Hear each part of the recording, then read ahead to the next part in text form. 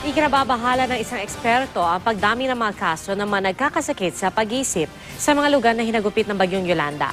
Hinala niya, epekto pa rin ito ng dinanas silang trauma mula sa trahedya. Nakatutok si Sherry Torres, exclusive. 6 na buwan matapos hagupitin ng Super Bagyong Yolanda ang Leyte, Samar at iba pang bahagi ng Kabisayaan, hirap pa rin sa pagbangon ang mga tao at kabuhayan dito.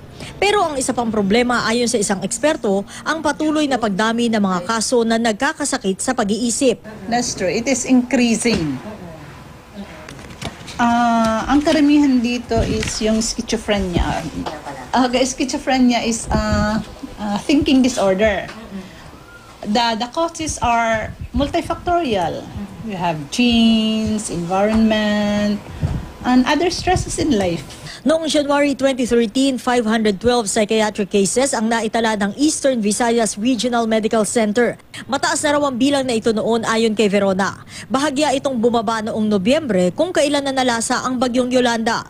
Pero mula Enero hanggang Marso ng taong ito, tumaas muli ang bilang ng mga kaso.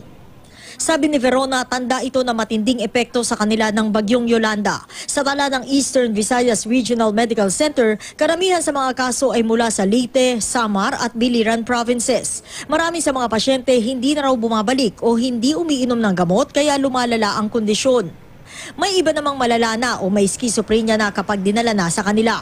Sa ngayon, 3 doktor lang sa Psychiatry Department ng Eastern Visayas Regional Medical Center ang tumitingin sa mga pasyente at walang mental health institution sa lugar na tututok sa kanila. Paalala na lang ni Verona sa publiko, Dalhin na talaga, first sign pa lang. Naku-cure naman kaagad, maski 1 week lang, cure na. Pero hindi naman ibig sabihin na puputulin yung gamot. So I also educate them not to stop the medication until I told you to do so to stop. Kasi this is, kumbaga, usually this is a lifetime illness.